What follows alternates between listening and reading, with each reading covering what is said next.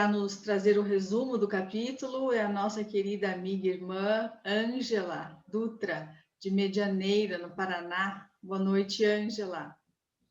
Boa noite, Gisele. Boa noite a todos os amigos.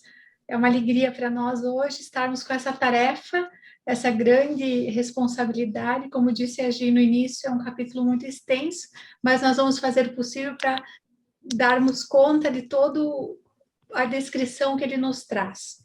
Então, hoje nós vamos mergulhar no capítulo 12, que Manuel Filomeno de Miranda intitula Aprofundando Experiências.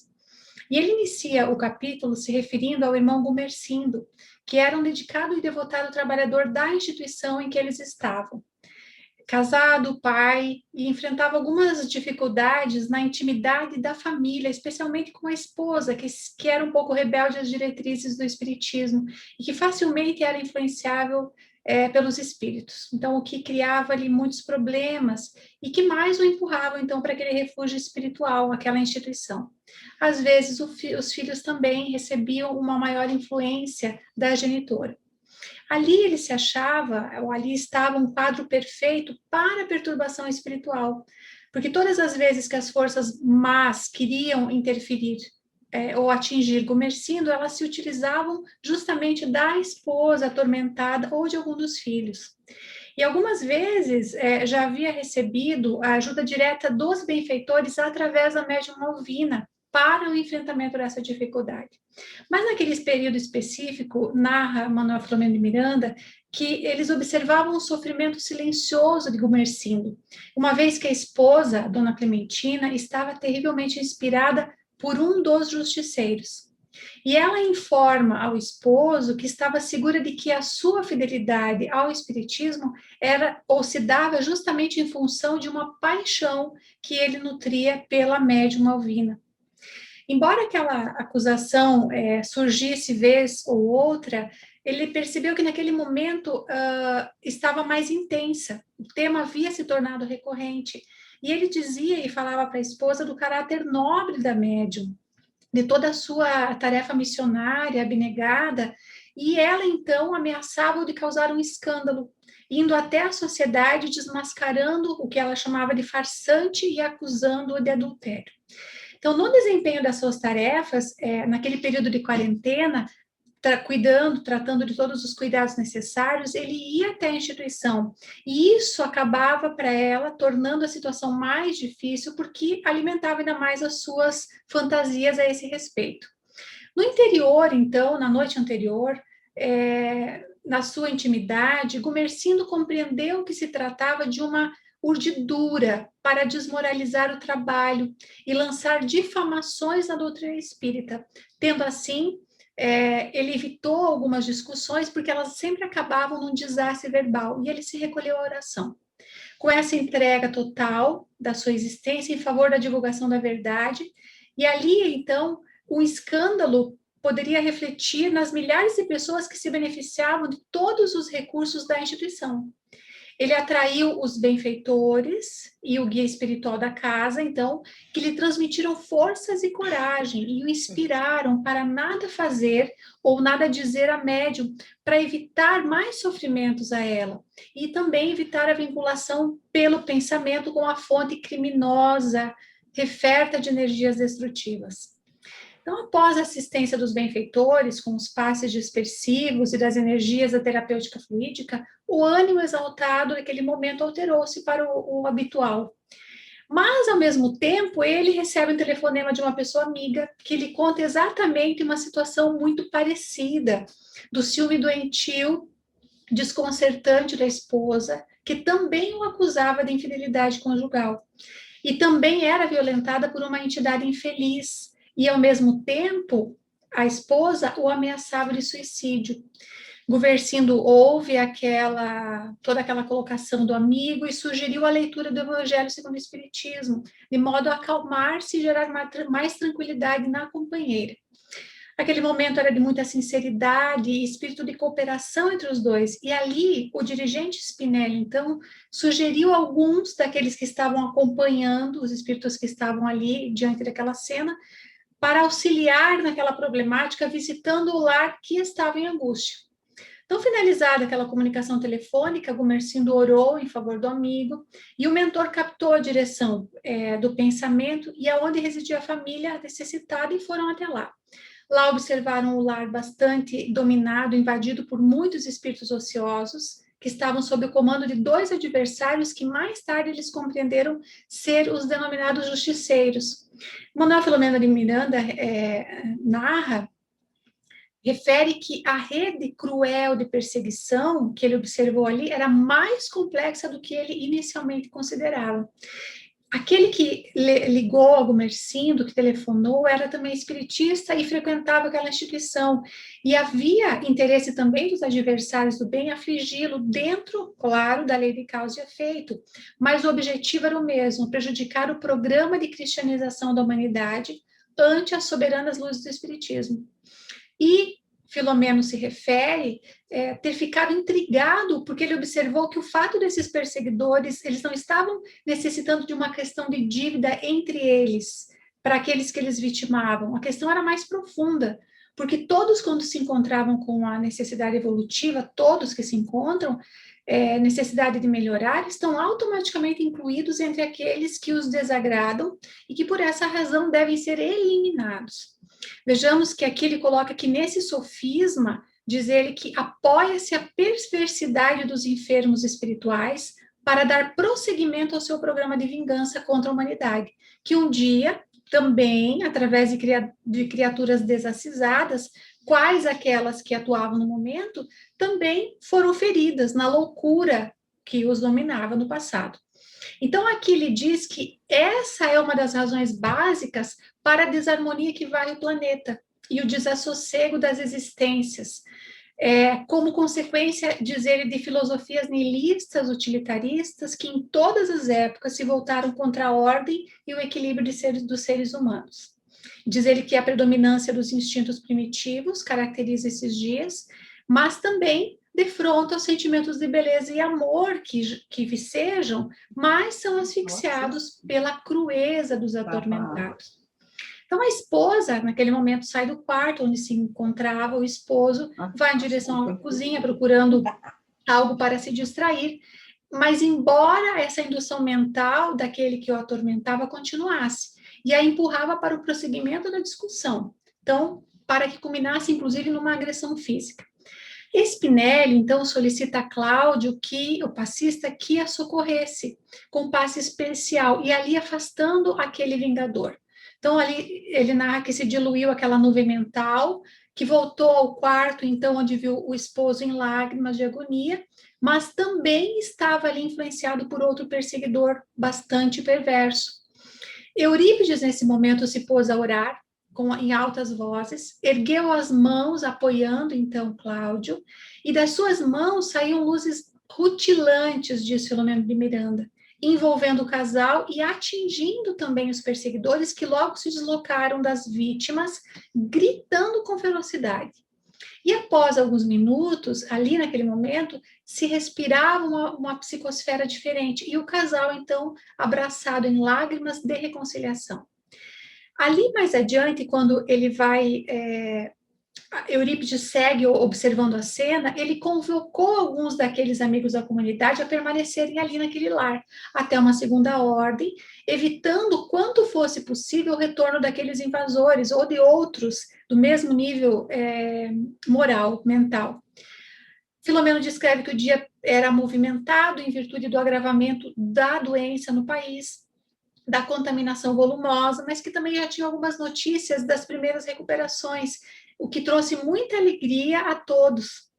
Estavam próximos ao mar, reunidos, conversando sobre o que havia acontecido, e ali estabeleceu-se que no próximo amanhecer se realizaria uma reunião mediúnica especial para o atendimento de algumas dessas entidades sofredoras, que necessitavam enfrentar, nas palavras de Filomeno, a justiça durante o engodo de serem aqueles que a aplicavam.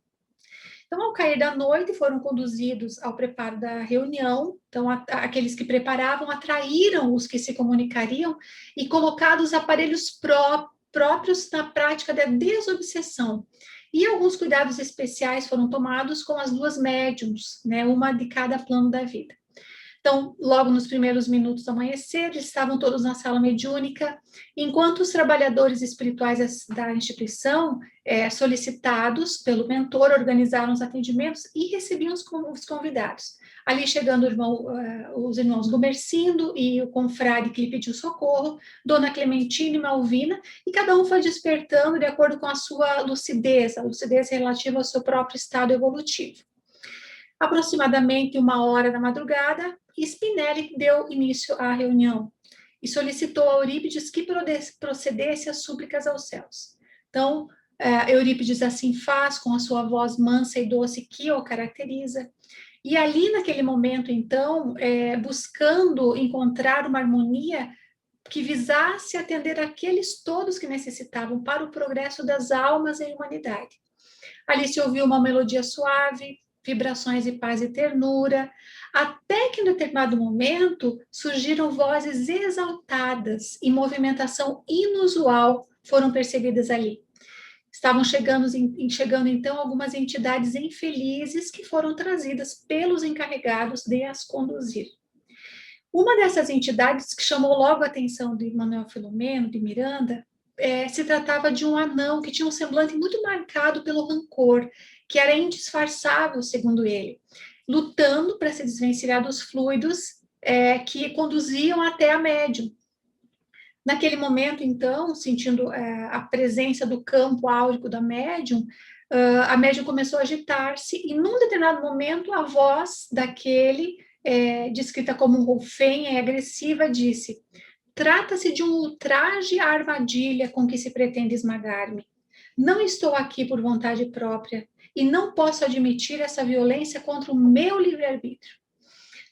Eurípides, então, ao lado da médium, que a visualizava com um pensamento de amor, respondeu ao comunicante que ele tinha até alguma razão para reagir daquela forma, porque era exatamente assim que ele fazia com as pessoas a que ele perseguia. Que não respeitava o livre-arbítrio dela e também usava muitas formas para crucificar essas vítimas. A entidade responde a Eurípides que não entendia como é que ele se atrevia a defender aqueles infelizes que não davam, olhando para ele, a ideia do quão verdugos eram.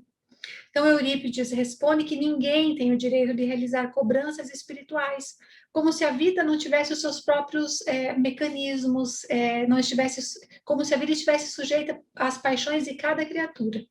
E ele afirma que desejava recebê-lo com prazer, e explica que não se tratava de uma violência, a maneira como eles trouxeram para aquele lugar, para aquele salutar diálogo.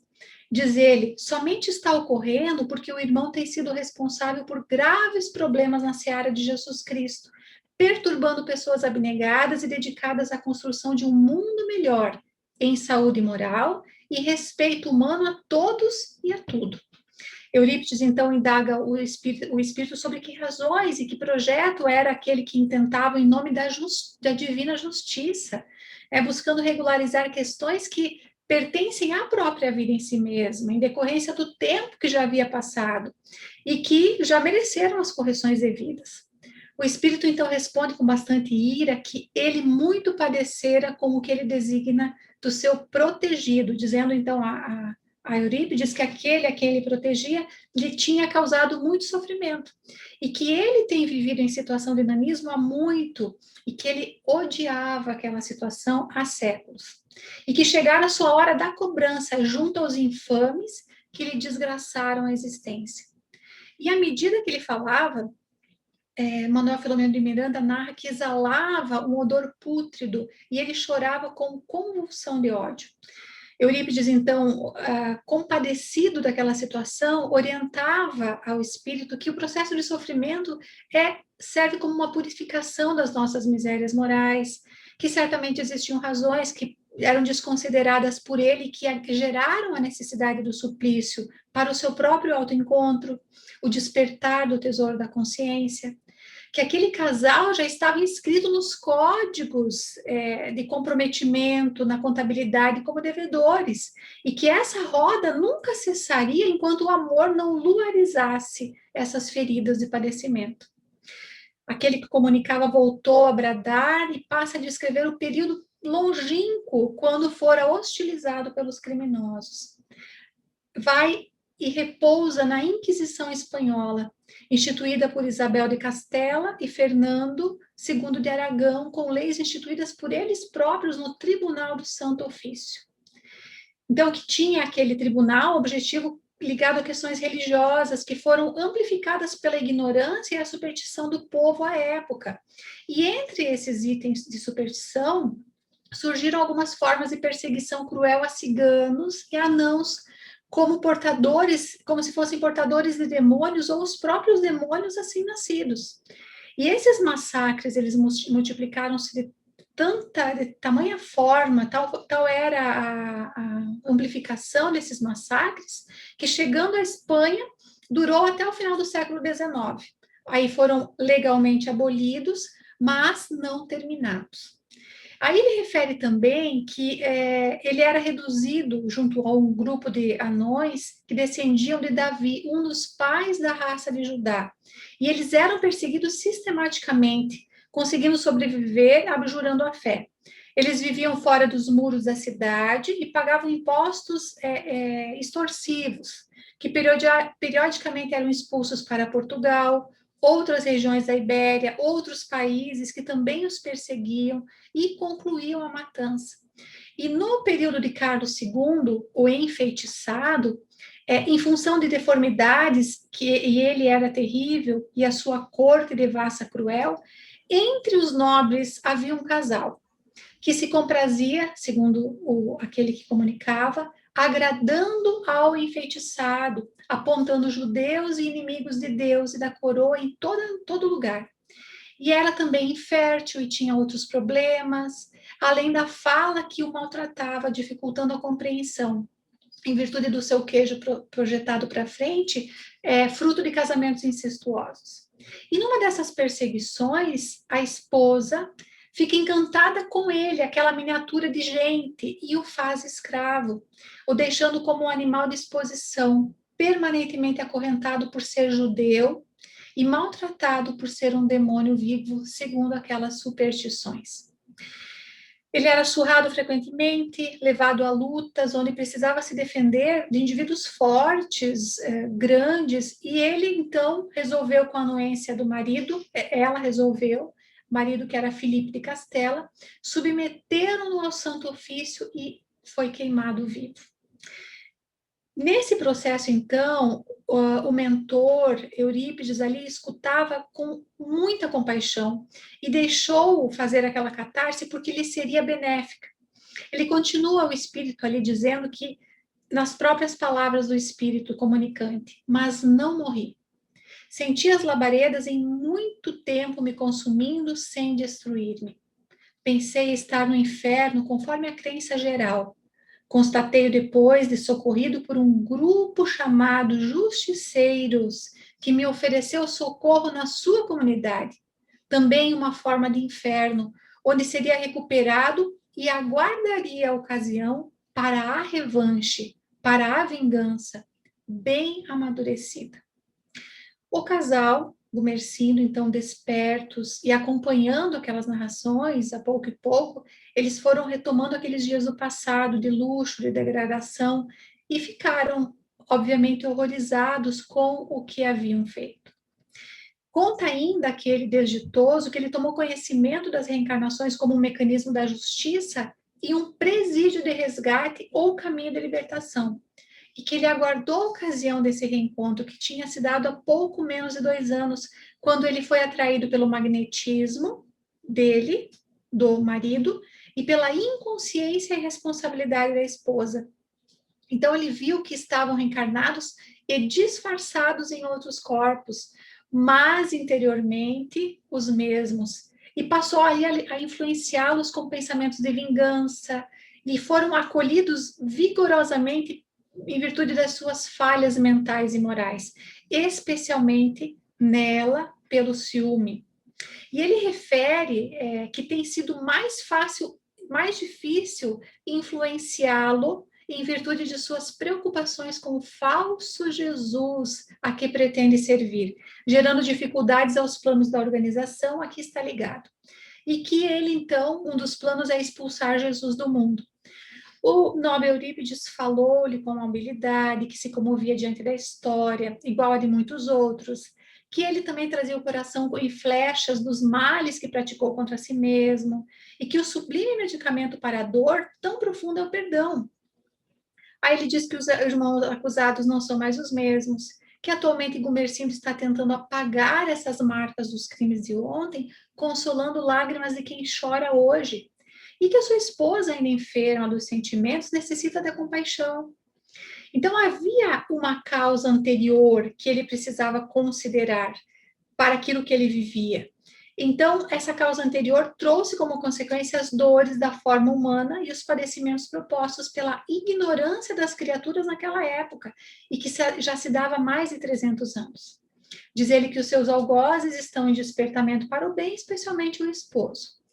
Aí ele concede-lhe, Eurípides pede a ele que conceda o favor da compaixão e mais tarde a bênção do perdão àqueles, e que esse perdão, essa compaixão também iluminarão o seu caminho, auxiliando-no na ascensão espiritual. E diz ele, recorde-se de Jesus até hoje perseguido. Nesse instante, o espírito recupera toda aquela crueldade do início da sua fala, e dizia que aquele era um nome fatídico para ele. Jesus era um nome fatídico e que havia sido a causa da sua desgraça e de milhares de vítimas, que ele odiava e considerava quase tudo que dele se dizia uma farsa. O benfeitor, ele diz que Jesus jamais propôs salvar Israel pela espada, que veio nos ensinar a todos que somente existe uma força que é no mundo e um poder que merecem ser trabalhados, que é o amor, e que os homens lhe utilizaram do nome para a prática do crime. Assim, deslustraram a nobreza do mestre de misericórdia e perdão. Aí foram feitas muitas acusações atribuídas por crimes que praticaram em seu nome, mas não são de sua responsabilidade. Mas carregada de revolta, ele ironizou que ele ainda tem que perdoar esses algozes dedicados ao infame da cruz, eles que me desgraçaram usando essa mesma cruz. Vejamos que aqui a Eurípides coloca toda essa questão e ele traz à tona todo o plano que eles têm, que é muito vasto, diz ele. Está em pauta o combate a essa doutrina de fracos e covardes, que trabalham na sombra da traição e do crime, para transformar o planeta numa grande Gomorra e Sodoma, que o nosso Deus destruirá, aprisionando a todos os seus responsáveis. Diz ele, iniciaremos levando a desditada mulher à loucura pelo ciúme, sentindo-se desprezada pelo farsante de quem utilizo, demonstrando que o espiritismo é mais uma façanha mentirosa do que a verdade que se lhe atribui. Aí ele diz que terão o prazer de ver as pessoas, o achincalhe, o grupo terminará sofrendo interferências de autoridade. E ali, então, sem quietação, Eurípides vai insistir, dizendo que todos nós percorremos caminhos mais ou menos semelhantes, que o erro vem, em princípio, para a aprendizagem da dignidade depois e da compostura, que nós somos constrangidos a retornar pela mesma estrada, depois retirando os calhaus e os empecilhos que nós deixamos, que ameaçam o nosso crescimento para Deus.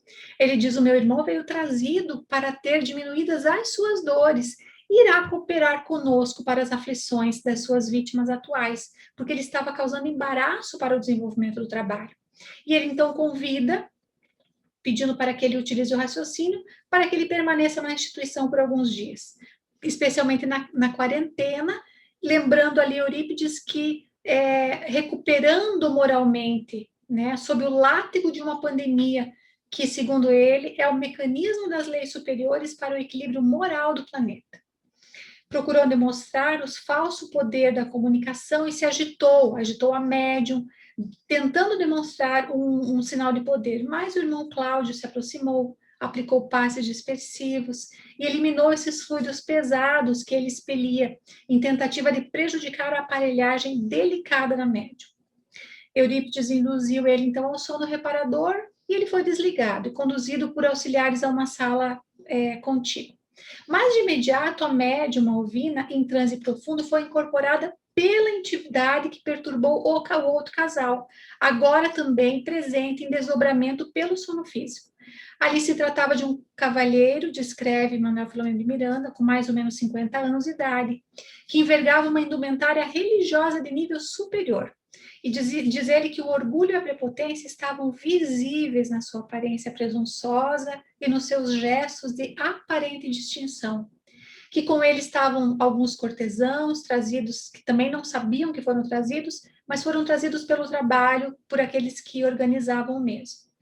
Ele exteriorizava ondas carregadas de vibrações perniciosas, e deveria ter sido um religioso de destaque na sua última existência, que fora fracassada, em razão da face estampada pelas expressões de ressentimento e desgosto.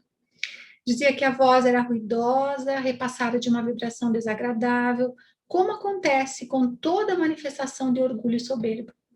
Diz ele, tem a impressão, aquele que chegava para se comunicar, de que me encontro diante de um tribunal de marginais, constrangido por desconhecida força a pronunciar-me, como se estivesse sendo julgado pelos meus atos. Posso perceber, pela distinção daqueles que aqui se encontram, que estou sob leis que me submetem e às quais devo obediência compulsória. E Eurípides, então, esclarece a ele que ele conhecia perfeitamente as leis que regiam a vida, que a todos estamos submetidos a essas leis, e que aquele era um tribunal de amor para a avaliação conjunta das ocorrências que vem tendo lugar naquela instituição. Como ele dizia, eles estavam com um plano de subjugação estabelecido em torno dos trabalhadores da instituição. E com a sua adesão, como a adesão voluntária dele não seria possível, diz Eurípides que apelaram para os desígnios superiores e recorreram a Jesus, que é o nosso amado comandante, e ele aqueceu em trazê-lo até nós. Então o visitante fica contrariado e começa a enunciar alguns textos em latim com semelhanças de mantras. E Eurípides prossegue dizendo que ele sabia que se encontravam em guerra. E como eram os benfeitores ali mensageiros da paz, resolveram estabelecer um encontro pessoal, a fim de discutir os itens que deram lugar a essa batalha. Batalha hedionda que vem sendo travada com finalidade hedionda também. Destruir a ética e semear a desordem em toda parte. Assim fazendo, então, pelo grande respeito que temos por ele, diz Eurípides, eles que se tornaram adversários dele sem eles saberem por quê. Nesse momento, então, a instituição que vem atendendo os filhos do Calvário vem sofrendo esse ataque. Então, como o amigo se fez adversário, confesso, eles trouxeram por ali. O inditoso informa, então, que é diretor de um dos departamentos de justiça dessa organização e que estava em acirrado combate contra Jesus e todos os seus corifeus, para demonstrar que todos são da mesma argamassa de falsos diretores. Aqui nesse diálogo, nós vamos observar que todo tempo esse que comunica vai inferir que todos aqueles ligados às religiões são falsos, carregam uma aparência falsa, e ele afirma que irão a pouco apagar as pegadas dos caminhos da Galileia e transformarão o mundo num mundo moderno, onde não há lugar para comportamentos místicos e éticas falsas, ocultando os conflitos internos.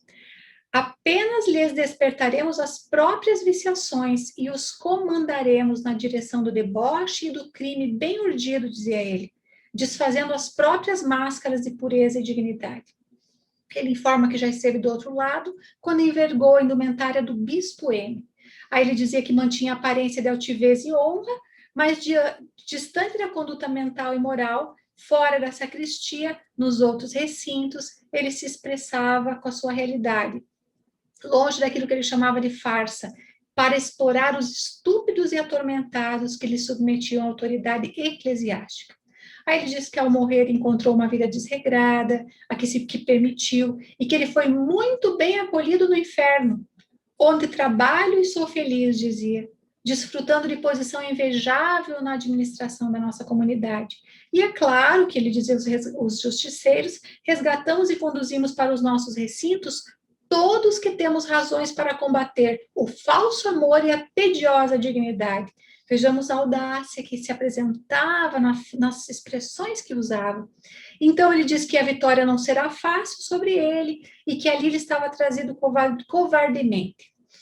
O dialogador, com toda a sua gentileza, prosseguiu dizendo que não entendia, ou entendia, na verdade, que ele usava uma técnica para atrapalhar os bons trabalhadores, para que eles não cumprissem os seus deveres, afetando pessoas que pudessem os prejudicar, equivalendo dizer que todos os meios justificam os fins, que é um chavão das doutrinas derrotistas e escravagistas, e que somente se esquecem do amor do nosso Pai pelas criaturas.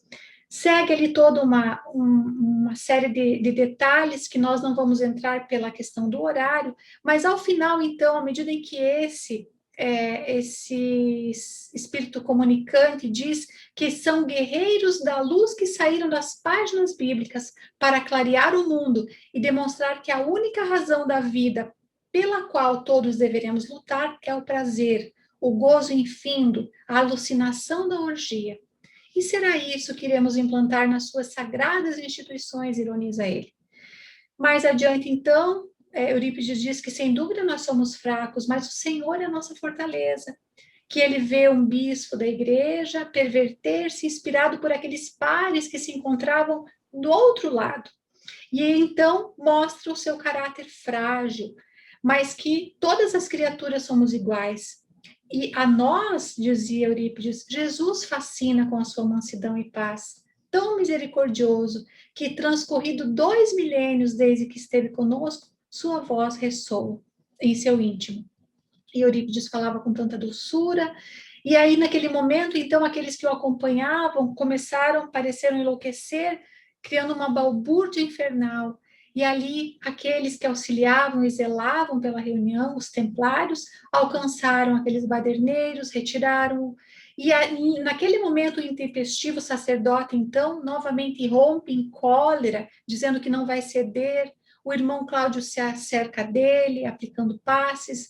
E o irmão, então, Eurípides diz, e amigo, refere-se ao seu momento do sacrifício, vitimado da Inquisição, e ele se crê injustiçado, mas falsa postura de ser representante de Jesus, ele era apenas um usurpador dos favores vigentes em um pântano de indignidades. E aí, mais adiante, então, esse espírito vai mudando a sua forma, e ali no momento eles veem um ser lupino, em forma lupina que se apresenta. Mais adiante, então, Eurípides, ao finalizar aquele atendimento, auxiliando, ele vai dizer que alguns espíritos que vieram na sua companhia foram tomados de pânico, começaram a gritar, foram socorridos pelos templários, e aí, nesse momento, Eurípides finaliza dizendo que aquela forma em que ele se apresentava, é o que você tem cultivado e periodicamente assume no reduto infame que se homizia com outros, e que a partir de agora será essa sua forma física, fruto dos seus atos, e à medida que ele for se beneficiando na comunidade, recuperando a compleição física, da qual abdicou pelos próprios disparates, ele vai então ter a oportunidade de uma nova reencarnação e vai voltar ao procedimento terrestre para a necessária recuperação. Então, Cláudio deu prosseguimento aos passes de desligamento e, ao finalizar, Eurípides afirma que ele receberá o amor daquele a quem subestimou e aviltou com a sua conduta rebelde. E Manuel Filomeno de Miranda diz que, em silêncio, agradeceram ao Pai de Misericórdia a oportunidade de rever o próprio comportamento, estabelecendo linhas de renovação e de trabalho edificante em favor do próprio futuro. Essas eram os pontos principais. Agora vamos passar a palavra aos demais companheiros. Muito obrigada, Ângela. Muito bom. A gente sabe que o tempo é corrido, então não se preocupe. Agora nós convidamos a nossa amiga Jussara, de Nova York, para que faça as suas considerações sobre o capítulo. Boa noite, Jussara. Boa noite a todos. Nós vamos então explorar um pouco mais alguns dos pontos que a querida Ângela tão brilhante claramente expôs para nós. E eu escolhi uns aspectos, porque tem muita coisa para a gente fazer, e depois nós vamos também estar dividindo esse trabalho com a Eulália, que vai tocar em outros aspectos. Principalmente em relação à vida doméstica. Porque toda a primeira parte desse capítulo Manuel Filomeno de Miranda fala e traz uma situação que ocorre debaixo do mesmo teto. E quando nós estávamos refletindo sobre isso, né, pensando, é a situação de todos nós. Talvez alguns de nós tivéssemos assim a felicidade de nascer num lar totalmente equilibrado, mas o que não significa que no lar dos nossos outros familiares perto, nós vamos encontrar esse mesmo equilíbrio. E as dificuldades que nós vamos encontrar, principalmente oriundas desses processos obsessivos que estão ocorrendo cada vez mais na matéria, nós vemos no próprio livro Perturbações Espirituais, quando uma mentora está se comunicando no capítulo 1º, ela vai falando a respeito desta quase epidemia que tem tomado conta no nosso século e justamente de todos nós que nos encontramos mais fragilizados. Então, nós estamos falando a respeito de influências espirituais, que foi exatamente como a Ângela apresentou, a situação que vivia Gumercindo e Clementina, e depois esse outro casal. Então, antes de mais nada, nós nos lembramos com Kardec, né, quando fala no livro dos médiuns a respeito de obsessão, que obsessão é o que nós vamos classificar de domínio de alguns espíritos exercendo sobre certas pessoas. Por que alguns espíritos? Porque, obviamente, somente os espíritos inferiores vão estar mais afeitos a procurar dominar, a se impor, a provocar a discórdia. E por que certas pessoas? Porque exige da nossa parte, como nós vimos neste primeiro caso que apresenta na situação do próprio Gumercindo e da Clementina, aquele que vai provocar um pouco mais de sintonia. Então, como nós estamos vendo, e que já traz nas outras obras, Manuel Filomeno de Miranda, mas que ele enfatiza nessa obra também, nós estamos sob um ataque geral, com esses que se denominam justiceiros e que querem eliminar, né? Então, assim, Jesus, Deus, da face da terra, com isso, eles acabam visando, né? Ou procurando exercer um domínio maior ainda em relação àqueles trabalhadores do bem. O que é interessante também quando nós vemos presentes em outras literaturas, quando estamos tratando de uma questão espírita e do próprio comportamento espírita, é que nós vemos essa problemática que Gumercindo está vivendo com as acusações de Clementina, querendo de alguma maneira não só influenciá-lo, deixá-lo que ele seja dominado por um sentimento de negatividade em vista das acusações infundadas que ela faz, como também o quanto isso poderia comprometer não somente a vida do próprio Clementino, mas especialmente, inclusive, a atuação dele no trabalho espírita, na seara espírita, e em todos aqueles que estavam, assim, de uma certa forma, conectados a esse trabalho, inclusive em manchar o nome do próprio espiritismo. E como é que se oferece a oportunidade para trabalhar e auxiliar, então, a Gumercindo nessa situação? Através do pedido de socorro de um outro companheiro da mesma entidade. Então, a gente tem que refletir como é fabuloso, né, essa programação que os espíritos têm em relação conosco, porque eles nos oferecem a possibilidade de sermos ajudados através da ajuda, do auxílio que nós ofereceremos ao outro. Então, é assim que chega esse outro companheiro com a mesma problemática, com a mesma necessidade, aonde naquele momento o Gumercindo tem que sair das suas próprias dores, das suas próprias preocupações domésticas para atender ao próximo, e no momento que ele aconselha, vamos dizer assim, ao próximo, que ora com o próximo, ou ora pelo próximo, ele está se abrindo também para poder ser recipiente da ajuda tão necessária. O que acaba acontecendo exatamente durante o momento do desprendimento do sono, aonde esses casais, junto com as médiums, são convocados para aquele trabalho de amor, para o trabalho de auxílio. Mas nós vemos bem a problemática que significa, então, essa atuação perniciosa no lar.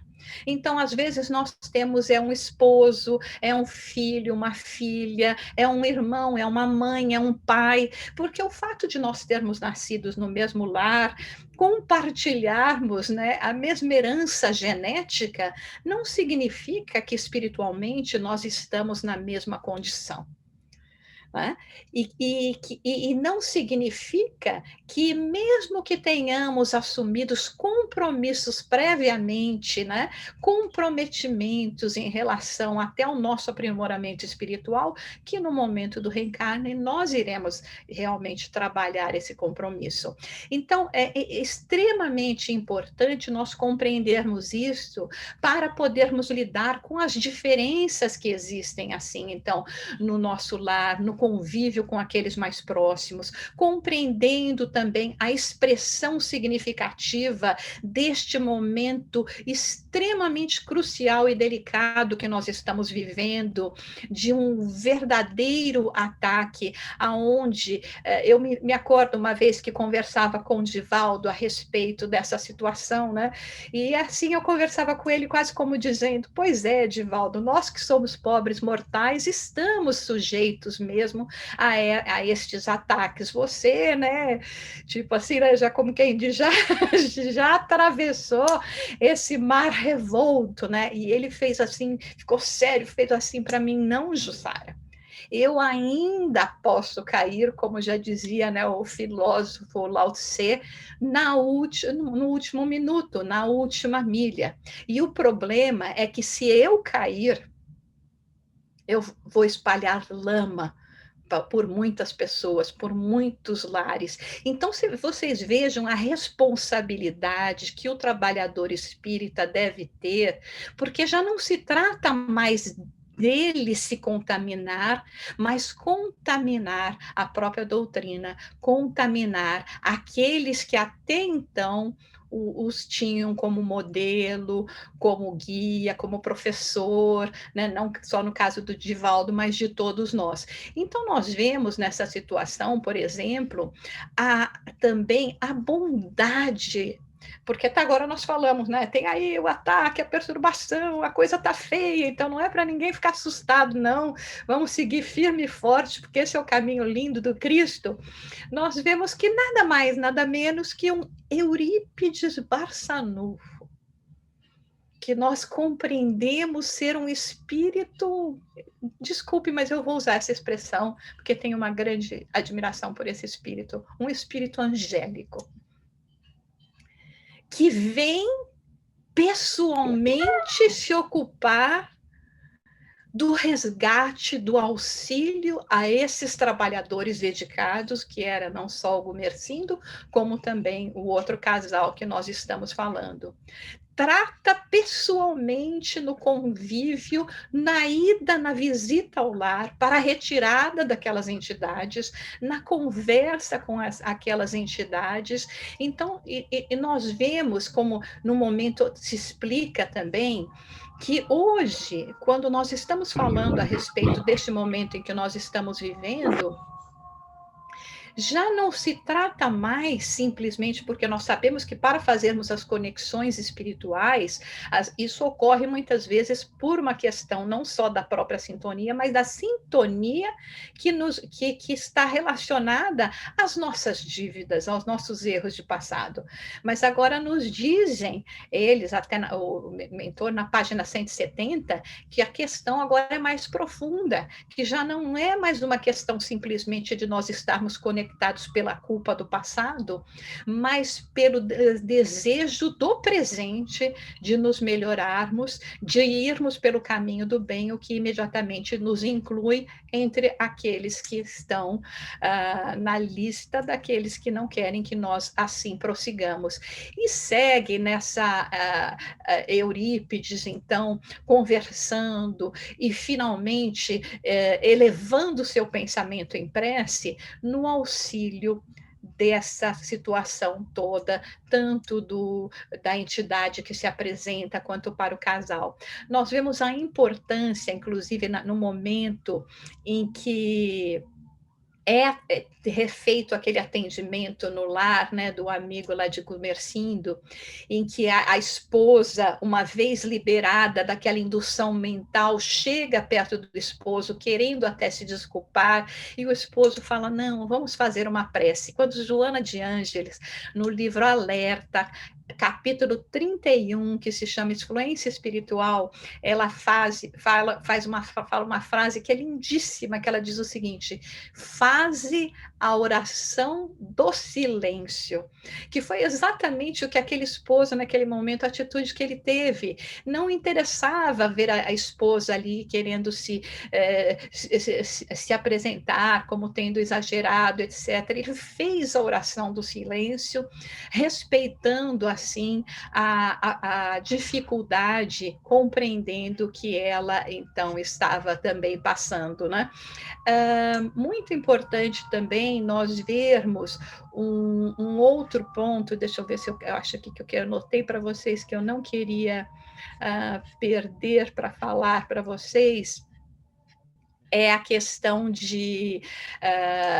dessa situação, dessa própria conexão, né, que existia, e da forma como o próprio Gumersindo vai se protegendo através do trabalho, da dedicação espiritual, compreendendo que faz parte desse trabalho, desse processo, nós nos colocarmos. E para nós finalizarmos, só gostaríamos de fazer uma colocação a respeito, como nós estamos falando da vida doméstica, mas vamos falar da vida do lar espírita, da vida do lar da casa espírita, que representa como é importante hoje nós estarmos num processo de vigilância. É o próprio Manuel Filomeno de Miranda, que no capítulo 1 do Perturbações Espirituais, quando uma mentora de elevado teor espiritual vem comunicar, onde ela diz que a intriga e a infâmia atualmente são usados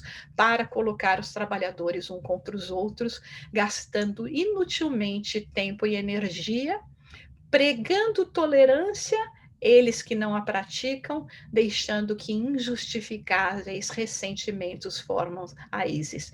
Então, o que ela nos diz é que no momento nós necessitamos, no lar que representa a nossa família consanguínea, no lar que representa a nossa família espiritual, a prática do perdão, da gentileza e da caridade, que somente ao nos unirmos mental e emocionalmente, nós seremos como um exército diferente que vai lutar com as armas da compaixão e da iluminação, da benevolência e do amor.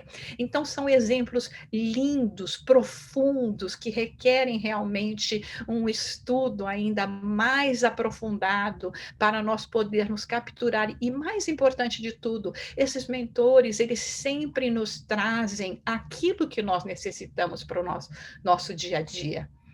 As lições que vão nos ajudar a trabalharmos a problemática do hoje, para que o nosso amanhã seja um amanhã melhor do que o ontem e o hoje que estamos vivendo. Então, que nós possamos realmente saber utilizar essas pérolas que nos estão sendo entregues para trazermos a prática e trazermos a luz, então, no nosso dia a dia, para podermos seguir nessa caminhada, nos lembrando sempre que pela prece, pela dedicação ao serviço do Senhor, os ataques podem vir, mas a luz sempre vencerá as trevas. E agora vamos chamar então a Eulália, né, para dar continuidade, porque aí agora nós vamos falar de Jesus, né, Eulália? Obrigada, Jussara. Excelentes contribuições. Eulália, querida, a palavra está com você. Boa noite. Boa noite a todos. É muita alegria podermos estar juntos. Nós só vamos ressaltar que neste capítulo, exatamente na página 180, e no último parágrafo da 185, nós vamos ver o quanto a luta é acirrada contra Jesus, como eles realmente querem eliminar toda a contribuição, toda a presença de Jesus na Terra. E no Perturbações Espirituais, que a Jussara colocou, nós vemos, então, inquisidores, suas vítimas, judeus e muçulmanos reunidos, e cabe a quem hoje fazer o trabalho de dar continuidade a esse cristianismo, ao espiritismo, materializado através de nós, os espíritas. Então, a gente lembra que estamos lidando com povos monoteístas como nós. Por exemplo, os judeus ficaram 430 anos escravizados no Egito, e eles aguardavam um Jesus que viesse pelas casas célebres de Israel, com poder de luta, para lutar realmente pela libertação deles. Então, hoje, eles enxergam a nós, trabalhadores, principalmente vinculados à mediunidade, os grandes inimigos, aqueles que decidiram optar por realçar, ao contrário deles, a presença do Cristo. Então, nós vemos, por exemplo, os judeus acreditam e seguem Moisés, os muçulmanos Maomé, e nós simplesmente dizemos que Jesus é o governador da terra. Então, mandem Maomé, mandem Moisés, é óbvio que toda essa carga, mas também todo o sofrimento que eles passaram nas mãos daqueles grandes representantes do cristianismo, catolicismo, por exemplo, na Inquisição, eles se percebem revivendo hoje através de toda a doutrina espírita. Então, cabe a nós, médiuns, prestarmos atenção ao que realmente estamos fazendo, principalmente não na reunião mediúnica em si, mas aqui fora, porque não nos desfazemos da representação do Cristo. Então, nossa vida diária, nosso comportamento, é isso que dá a eles munição suficiente para desestabilizarem-nos, né? Como estavam tentando fazer com o Gumersindo, com o outro amigo. E nós, então, decidimos realçar rapidamente, para não ultrapassar o tempo, algumas advertências sobre a mediunidade, começando pelo livro Consolador, de Emmanuel, na sua pergunta 387, quando ele diz: qual a maior necessidade do médium? A primeira é evangelizar-se, antes de se entregar às grandes tarefas doutrinárias. Essas tarefas que estão sendo descritas em totalidade neste livro são grandes tarefas doutrinárias.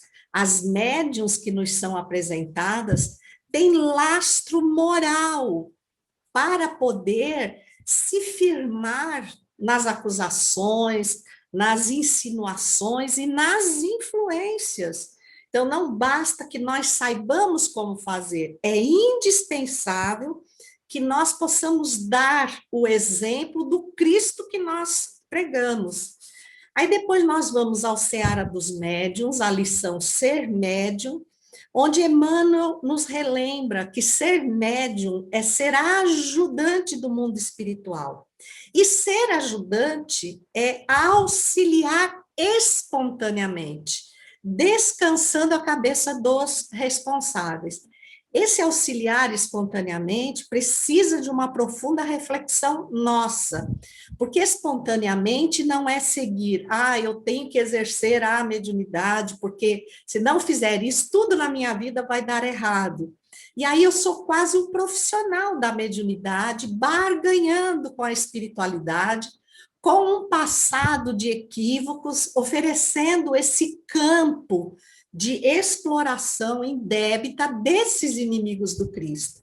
Então, a gente precisa pensar que quando eu exerço esse trabalho, eu estou defendendo Jesus perante esses nossos irmãos, porque eles também são nossos irmãos, e vai saber quantas vezes nós já fizemos parte das fileiras onde eles hoje se encontram.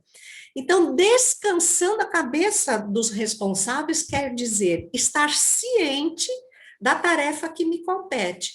Mas aí vai uma advertência do livro intitulado Emmanuel, do mesmo benfeitor, no seu capítulo 11, intitulado Mensagem aos Médiuns, diz assim, que nós, os médiuns, na grande generalidade, não somos missionários, somos almas que fracassaram desastradamente, que contrariaram sobremaneira o curso das leis divinas e que resgatam, sob o peso de severos compromissos e ilimitadas responsabilidades, o passado obscuro e delituoso, onde, por exemplo, ele explorava o casal Gumercindo, a sua esposa, e o outro, que eram amigos e trabalhadores dessa instituição espírita.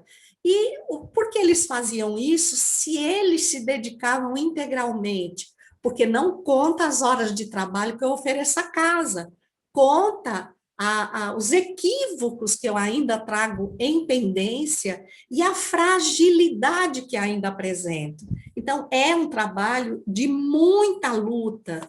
Eu sugeriria, porque não podemos ir longe, que se lesse o livro Nos Domínios da Mediunidade, principalmente no seu capítulo 16, que fala do mandato mediúnico. Porque tanto a Amália desencarnada, quanto Malvina reencarnada, elas já estavam de posse de um mandato mediúnico. O que é isso? Então, é o próprio André Luiz que diz. É uma delegação de poder obtida pelo crédito moral. Então, é o lastro de obras realizadas, não de conhecimento, sem ser um atestado de santificação. Entra aí a observação que a Jussara fez, de que ela dirigiu ao Divaldo, né? Com maiores ou menores responsabilidades. É imprescindível não esquecer nossas obrigações perante a lei divina, a fim de consolidar nossos títulos de merecimento. E ele relembra que quando o médium se evidencia no serviço pelo bem, pela boa vontade, que é o caso da Malvina, ele se encontra investido de uma integridade moral e passa a receber apoio mais imediato de um amigo experiente e sábio, que lhe guia a peregrinação na Terra, governando-lhe as forças mediúnicas. Por isso, Malvina, com toda aquela carga de sofrimento, ela tem uma resistência moral ímpar, que não lhe permite desistir da tarefa e conseguir também driblar essas influências graves. E ele nos relembra, e nós vamos deixar por último, para não atrasar as respostas dos amigos, que dessa forma, consideramos que o planeta traz milhões de criaturas sob as teias da mediunidade torturante, milhares detendo possibilidades psíquicas apreciáveis, muitas tentando o desenvolvimento dos recursos dessa natureza, e raríssimas palavras de André Luiz, obtendo o mandato mediúnico para o trabalho da fraternidade e da luz. E aí nós encerramos com essa frase de André Luiz, que nos reflete as condições morais de Malvina e o trabalho excepcional para essa resistência. Ele diz assim: a mediunidade sublimada é serviço que devemos edificar, ainda que essa gloriosa aquisição nos custe muitos séculos. Então, não foi numa vida, não foi apenas nessa vida, mas culminou nessa condição. Então, fica aí um alerta sobre o nosso comportamento ante a responsabilidade pela mediunidade como representantes do Cristo. Profunda gratidão. Muito obrigada, Eulália. Que pena que o nosso tempo é exíguo. Nós, então, convidamos o Marcelo, nosso amigo Marcelo, para responder a primeira pergunta. A pergunta que chegou foi: lendo na página 167 a difícil situação enfrentada por Gracindo, na verdade não é Gracindo, né? Gumercindo, no relacionamento com a sua família, devido à influência de espíritos rebeldes, penso que um número muito grande de famílias na Terra sofrem com a intervenção dos espíritos perturbadores. Nestes casos, como é a intervenção do socorro dos bons espíritos? Pois que falta ainda a muitos o conhecimento destas perturbações para recorrerem ao ato da mudança interior. Bem-vindo, Marcelo. Boa noite. De fato, isso é uma questão realmente que aflige a muitas famílias, e talvez um dos pontos mais primordiais seja a não crença de que existe algo além da matéria. Eu trago mais uma vez as questões relacionadas ao materialismo, aqueles que não acreditam nesta interferência do mundo espiritual, na providência divina, de que há um supremo Senhor do universo que está sempre se desdobrando das melhores formas para que as famílias, nesses momentos de desespero, de agonia, de aflição, de intempérie, possam ser auxiliadas. Eu vi as considerações anteriores à nossa fala, e vejo a prece como algo extremamente importante. Porque que consolações poderíamos trazer, de repente, para alguém de pensamento materialista? Se não existe essa intervenção, se não existe nada além da matéria, por que eu vou orar? Por que eu vou me preocupar com estas questões? O egoísmo, o orgulho passa a preponderar, e aí a gente reage da forma como a gente sempre reagiu, considerando as reencarnações passadas. Há uma passagem muito interessante, e o próprio capítulo nos traz estas intervenções espirituais que foram feitas pelos bons espíritos, nos casos específicos que foram trazidos de Gumercindo e sua esposa Clementina, dos amigos de Gumercindo e Clementina, que sofriam das mesmas questões. Lembro-me também do livro Entre a Terra e o Céu, que Chico nos traz, André Luiz nos traz nos capítulos 2 e nos capítulos 23, alguns pontos que eu separei, que eu acho bem interessantes. E tem um drama ali que se dá, vemos o Clarencio, o mentor espiritual, convocando a nossa Eulália, não é Eulália Bueno, mas vai saber que foi, de repente, numa outra, nunca se sabe, Eulália falando com Hilário, falando com André Luiz, e eles atendendo a uma prece de uma menina, Evelina, de 14 para 15 anos. Aí a gente vai perceber que havia um drama naquela família. Estou trazendo um exemplo aqui, como existem vários outros exemplos. E se nós relermos o capítulo 12, que Ângela fez de uma forma muito brilhante, nós vamos ver as próprias intervenções sendo feitas ali. Na prece, nesse processo de resignação, na obediência, no aconselhamento do Evangelho segundo o Espiritismo, como o Gumercindo faz ao outro. Mas se quisermos, de repente, ilustrar, porque o tempo é muito curto, podemos trazer, talvez, este capítulo específico, 2, que se chama, do livro Entre a Terra e o Céu, e eu separei aqui, no cenário terrestre, o capítulo 2. Eu não vou ler com os detalhes, mas basicamente fala isso, nesta prece desta menina que estava fazendo a prece para a pessoa errada, para sua mãezinha que havia desencarnado, porque a madrasta madrasta estava sofrendo uma obsessão muito grande, uma depressão muito grande. Então, ela reza para a pessoa errada, ora para a pessoa errada, mas a sua prece foi tão fervorosa que ela é considerada como, pelos próprios Clarencio, que foi uma prece refratária, ou seja, deu uma desviada da mãe, que era o espírito que estava obsediando a madrasta, por uma questão de ciúmes, por uma questão que não estava aceitando aquela situação, tão fervorosa a prece que alcança Clarencio e aos benfeitores espirituais que convocam toda uma expedição. Eulália estava junto, né? Não sei se é a nossa Eulália, e outros também que estavam tentando, e convocar uma outra alma, um outro espírito que se chamava Clara.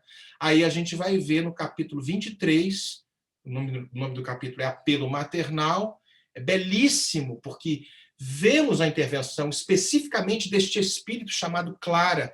Clarencio não deu conta. Era um espírito de altíssima envergadura, mas ele mesmo fala, é preciso amar para esse tipo de empreitada. Aí a gente imagina, nossa, Clarencio, um dos 72 ministros de nosso lar, não ama. Lógico que ele ama, mas é um nível diferenciado de amor. Então a gente percebe que quando existe a prece, quando existe a entrega no lar, quando a gente se desdobra, o auxílio vem. Aonde Jesus é chamado neste lar, com fervorosidade, com unção, sem dúvida a espiritualidade traça as suas teias, as suas teceduras e vai convocando aqueles que estão disponíveis para que o auxílio venha. Aqueles que são materialistas, aqueles que não pensam nestas questões, não conseguem alcançar a estas belezas, mas mesmo assim são, sem dúvida, abraçados de alguma forma. Mas olha que beleza! Se nós conseguirmos, de alguma forma, antecipar este socorro, sem dúvida, há uma lei de ação e reação, tudo está diante de toda uma conjuntura que nos escapa um momento, mas o conselho, se eu posso, de repente, dar algum conselho para esta pergunta dos lares todos que sofrem essas situações, não prescindam de Jesus, não prescindam do Evangelho, não prescindam da prece, porque os recursos vêm. Talvez não no tempo exato que nós desejamos, porque o exercício da paciência, o exercício da doçura, da mansuetude, exige um determinado tempo para que, aos poucos, tudo se encaixe. Tudo está de acordo com uma grande lei, a lei de amor, de justiça e de caridade. É uma lei una. Então, que façamos por merecê-la, mais uma vez, orando fervorosamente. Essas eram as minhas considerações, o tempo é muito curto, e perdão pela minha velocidade de trazer aqui, mas Entre a Terra e o Céu, capítulo 2 e capítulo 23, talvez mereçam ser relidos do Espírito André Luiz. Obrigado, Gi. Maravilha, Marcelo, obrigada. Foram ótimas as suas considerações e a gente se empolga quando fala do Evangelho, né? Normal, a gente não vê o tempo passar. Muito bom. A pergunta agora para o Laudes, para o Laudelino, chegou a respeito da página 178, o penúltimo parágrafo, quando a entidade diz assim: aguardei a ocasião do reencontro, o que se deu há pouco menos de 2 anos, quando fui atraído pelo magnetismo dele, a inconsciência e irresponsabilidade dela. Então, a pessoa está pedindo para falar mais a respeito desse fenômeno. Boa noite, queridos amigos. Muito obrigado pela oportunidade. E ouvindo o Marcelo responder uma questão similar ao processo no lar, também com as questões obsessivas, nos trazendo a respeito da prece, podemos pensar um pouco mais a respeito desses vínculos que a própria prece, que nos muda o psiquismo, mas projetamos vínculos aos benfeitores, estamos todos interligados, as mentes interligadas, fazendo parte desse psiquismo divino. No processo obsessivo em questão, aonde aquele espírito atormentado na forma de anão, né, que estava sendo acolhido pelos justiceiros, que deseja sua revanche com aquele casal, Gumercindo e a esposa que haviam feito todas aquelas atrocidades com ele, ele desejava a revanche.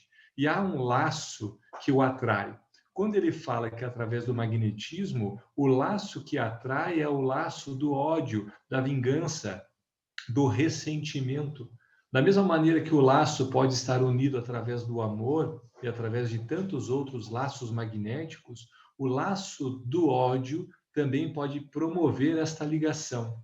Um livro que me chamou muito a atenção quando eu fiz a leitura, chamado Grilhões Partidos, de Manuel Filomeno de Miranda e de Valdo Franco, quando uma jovem, que também estava comemorando seu aniversário, foi tomada num processo de subjugação a ponto de levantar enquanto tocava piano e bofetear o pai.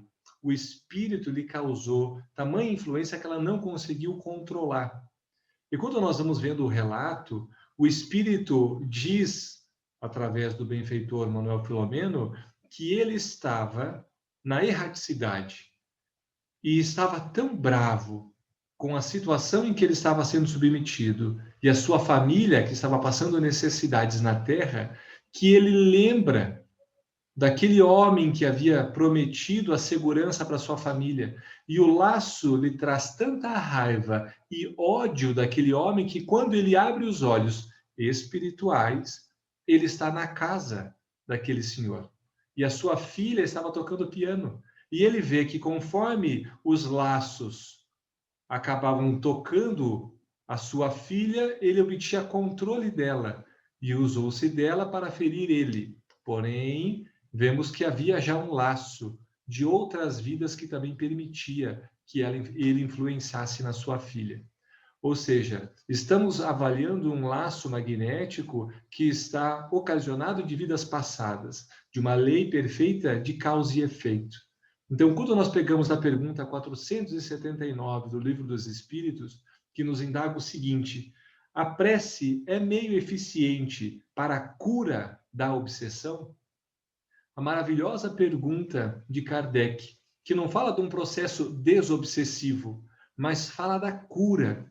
É algo tão profundo, porque não trata-se do afastamento do obsessor ou do acolhimento, mas a cura da obsessão. E diz a resposta o seguinte: a prece é em tudo um poderoso auxílio, mas crede, não basta murmurar algumas palavras. Deus assiste os que obram. É, pois, indispensável que o obsidiado faça, por sua parte, o que se torne necessário para destruir em si mesmo a causa da atração dos maus espíritos. Se há um laço que nos une, é porque eu tenho em mim algo ainda a destruir para que essa atração não aconteça.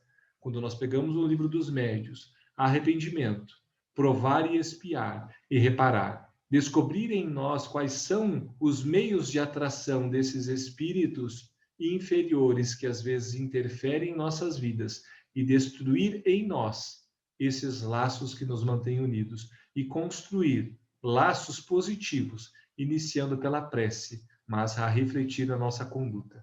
Essa seria a análise dessa reflexão proposta pelo companheiro. Obrigada. A próxima pergunta vai para o nosso amigo Enio. É também na página 178, terceiro parágrafo, quando diz: constatei-o depois de socorrido por um grupo chamado de justiceiros que me ofereceu socorro na sua comunidade, também uma forma de inferno. Como se dá esse aparente socorro que os espíritos inferiores dão aos espíritos em sofrimento, tornando-os muitas vezes seus prisioneiros? Boa noite, Enio. Boa noite a todos. Obrigado também pela oportunidade. É uma grande alegria podermos nos debruçar sobre conceitos tão esclarecedores como estes que todos aqui estamos abordando. Esse capítulo 12º, falando da atuação desse espírito anão sobre este casal, nos dá uma ideia muito ampla sobre as interferências dos espíritos nas nossas vidas, relembrando a pergunta 459 de O Livro dos Espíritos, quando Allan Kardec questiona se eles influem E essa é uma pergunta emblemática na obra, porque a resposta é surpreendente quando os benfeitores falam que muito mais do que a gente pensa, a ponto de que eles nos dirigem. Talvez por essa razão que a obra basilar se chame o Livro dos Espíritos e não o Livro dos Espíritas, em razão de que todos podemos nos utilizar destes conceitos. É por essa razão também, penso eu, que a doutrina espírita é libertadora, porque à medida que nós vamos compreendendo, independente do rótulo que venhamos a abraçar na questão da religiosidade, das religiões, notemos que é um conceito que nos serve de alerta. Quantas questões nós podemos evitar, principalmente no lar, que é o grande laboratório de almas, se tivéssemos uma noção maior destas interferências. Quantas situações se criam aparentemente do nada, afastando as pessoas, criando celeumas, criando laços de desafetos e até mesmo de ódios, por palavras que não foram bem colocadas, por interferências que não foram devidamente identificadas.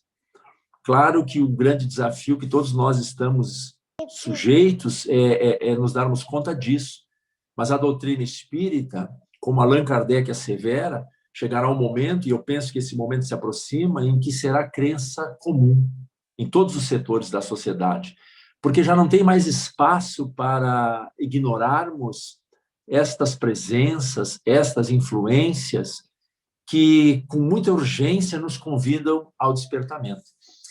Então, respondendo ou tentando responder à pergunta, nós iniciamos dizendo que as atitudes que cada um de nós decide tomar, através do uso que nós fazemos do nosso livre-arbítrio, como bem sabemos, vão constituindo a nossa mais profunda realidade, vão constituindo a nossa psicosfera.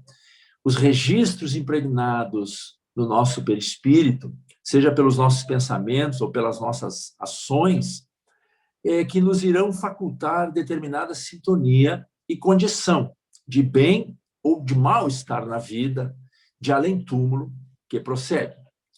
O sujeito que muito procedeu no mal, comprazendo-se em agredir, em lesar, ou que tenha padecido grandes sofrimentos, como é o caso desse anão, no referido capítulo, e deixa-se consumir pelo ódio, ao deixar o corpo, ele estará, por estas condutas, em sintonia, ou seja, na companhia, estará ao alcance destes seres, destes nossos irmãos, que se lhe assemelham, e também, algumas vezes, daquele que foram vítimas dele quando ainda no corpo.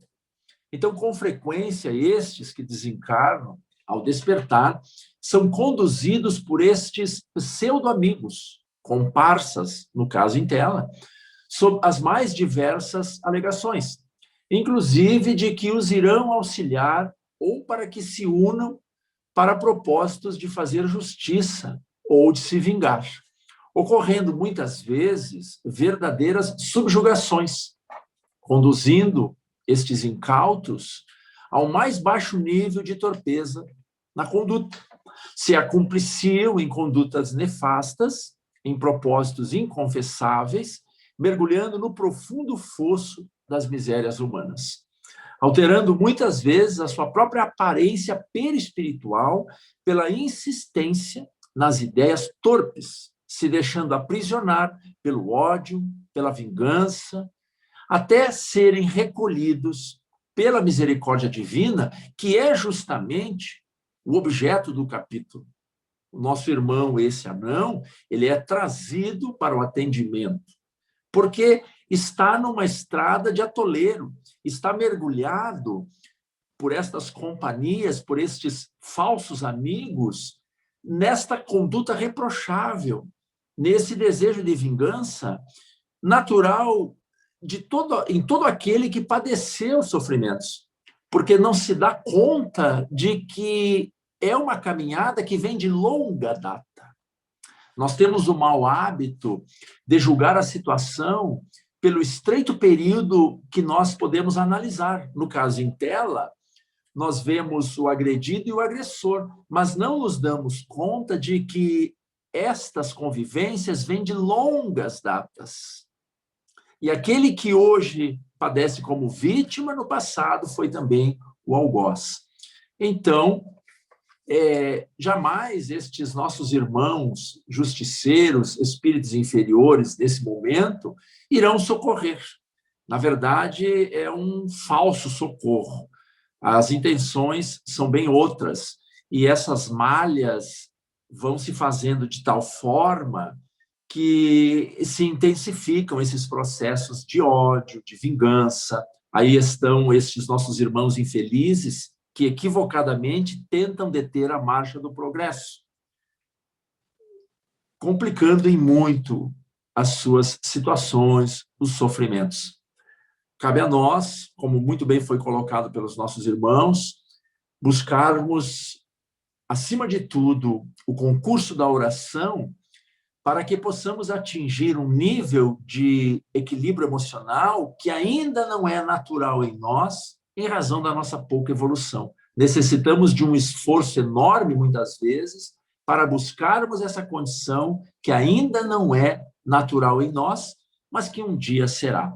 É um grande consolo sabermos que, assim como existem aqueles que vêm com objetivos nefastos de lesar e de dificultar, também tem aqueles outros que são os amigos, os benfeitores. Mas não podemos nunca esquecer que o nosso exemplo, que o nosso guia é Jesus. Fora isso, somos todos aqueles que estamos em busca de níveis melhores de consciência, para que possamos ter ações cada vez melhores. É isso. Muito obrigada, Enio. A sua fala me lembrou da frase de Leon Denis, dizendo que o Espiritismo não é o futuro, não será a religião do futuro, mas o futuro das religiões. Exatamente. Por último, mas não menos importante, a pergunta para a nossa querida amiga Andréia, que diz o seguinte: poderia falar mais sobre os aparelhos na prática da desobsessão que é citado no 3º parágrafo da página 173?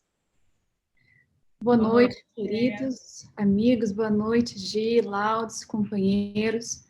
Estamos muito felizes com esse estudo e de poder contribuir um pouquinho agora com essa resposta. Seremos breves, porque são vários os recursos tecnológicos que os benfeitores se utilizam na reunião mediúnica, nas reuniões mediúnicas.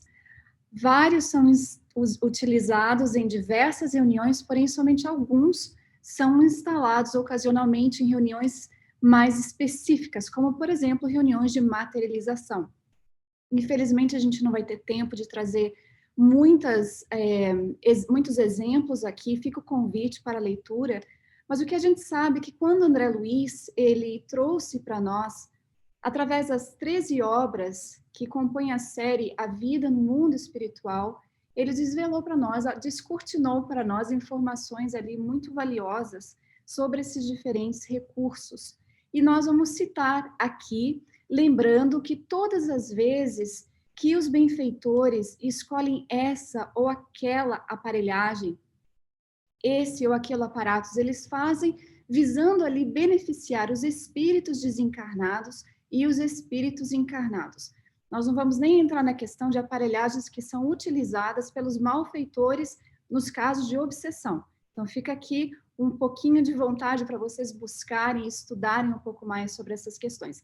Mas um que nós gostaríamos de citar, porque ao longo do estudo já foi citado aqui o psicoscópio. Nós não vamos falar sobre ele. Um que André Luiz nos traz na obra Sexo e Destino é um de emissão e recepção de mensagens. Eu não sei se todos aqui leram essa obra e se leram, se vão se lembrar de uma situação muito, muito triste e preocupante que envolvia Cláudio e uns espíritos obsessores que estavam ali querendo realmente causar uma situação muito complicada.